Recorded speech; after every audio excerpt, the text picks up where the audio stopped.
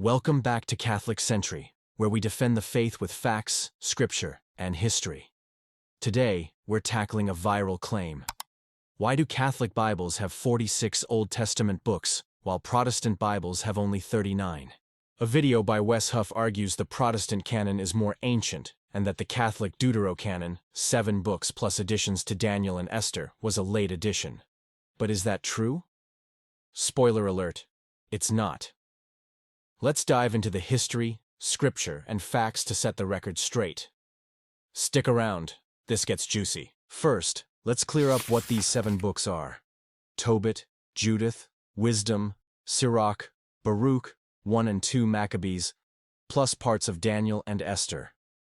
Catholics call them the Deuterocanon, meaning second canon, not because they're less authoritative, but because their universal acceptance came later in the Church's discernment process. Protestants call them the Apocrypha, implying they're hidden or non-inspired. But here's the thing.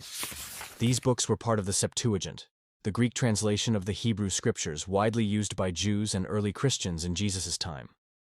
Huff's video claims the Deuterocanon wasn't considered scripture by ancient Jews, citing Romans 3:2. But that's misleading. The Jewish canon wasn't fixed until after Christianity began, around 90 AD at the Council of Jamnia, where some Jews rejected these books. Why? Because early Christians used them to show Jesus was the Messiah. For example, Wisdom 2:12-20 eerily describes the suffering of a righteous man, mocked and killed. Sound familiar? That's Jesus. The apostles quoted the Septuagint extensively, with over 300 of their 350 Old Testament citations coming from it, including deuterocanonical books. Jesus himself likely referenced the Deuterocanon.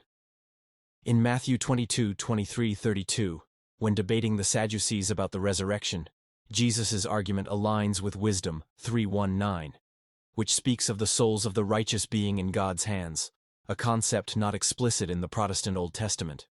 The apostles, like Paul in Hebrews 11:35, echo 2 Maccabees 7, which describes martyrs enduring torture for their faith. These books weren't just valuable, they were authoritative for Jesus and his followers. Huff suggests early church figures like Melito of Sardis and Athanasius rejected the Deuterocanon, implying a narrower Jewish canon was standard. That's only half the story. Yes, some like Jerome preferred the Hebrew canon, but others, like Augustine, the most influential theologian of the Western Church, accepted the Deuterocanon as scripture. At the Councils of Hippo, 393 AD, and Carthage, 397 AD, the Church affirmed the Catholic canon, including these books, based on their widespread use in Christian worship. These councils weren't inventing a canon. They were codifying what Christians already believed. Even Jerome, who leaned toward the Hebrew canon, included the Deuterocanon in his Latin Vulgate translation, used by Catholics for centuries. Why? Because the Church's authority guided him. The idea that the Deuterocanon was a late addition at the Council of Trent in 1546, as West suggests, is false. Trent simply reaffirmed the canon from Hippo and Carthage, responding to Protestant challenges. The Council of Florence in 1442 also listed these books, predating the Reformation. So, Catholics didn't add books, Protestants removed them. Now, let's talk about Martin Luther, the key figure behind the removal of these books. Huff's video frames Luther's choice as a return to ancient precedents. But Luther wasn't infallible. He was a man shaped by his time, politics, and personal biases. Luther removed the Deuterocanon because it supported Catholic doctrines like purgatory and prayers for the dead, found in 2 Maccabees 12:39-46. He called these books not equal to the Holy Scriptures, but still good to read. Why did his view stick? Politics.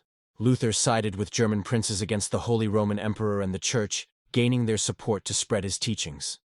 These princes saw the Reformation as a chance to seize church lands and power. Luther's Bible, printed with the new Gutenberg press, became a tool for their agenda. He even cheered the violent suppression of the Peasants' Revolt in 1525, where tens of thousands were killed. This wasn't a holy movement. It was a power grab. Worse, Luther's anti-Semitic writings, like On the Jews and Their Lies, fueled hatred that later inspired Nazi propaganda. This is not a man whose judgment on Scripture we should blindly trust. His rejection of the Deuterocanon wasn't about scholarship. It was about rejecting Catholic tradition and aligning with powerful allies. So, why does this matter? The Deuterocanon isn't just extra books. They're part of God's inspired word, used by the early church to teach truths like intercession for the dead, Second with Maccabees 12:44-45, and the immortality of the soul, Wisdom 3:1-4. These books bridge the Old and New Testaments, showing how God prepared his people for the Messiah. Removing them creates a gap in salvation history. Wes Huff claims the Protestant canon has more ancient precedents because it aligns with the Hebrew Bible. But the Hebrew Bible wasn't finalized until after Christianity began, and it was shaped by Jews rejecting Christian interpretations. The Septuagint, including the Deuterocanon, was the Bible of Jesus, the Apostles, and the early church. That's the true ancient precedent. The Catholic Bible's 46 books reflect the faith handed down from the Apostles, affirmed by the Church for 1,500 years before the Reformation. Don't let myths or half-truths shake your faith. Check out these resources for more. The Canon of Scripture by F. Bruce and Where We Got the Bible by Henry Graham.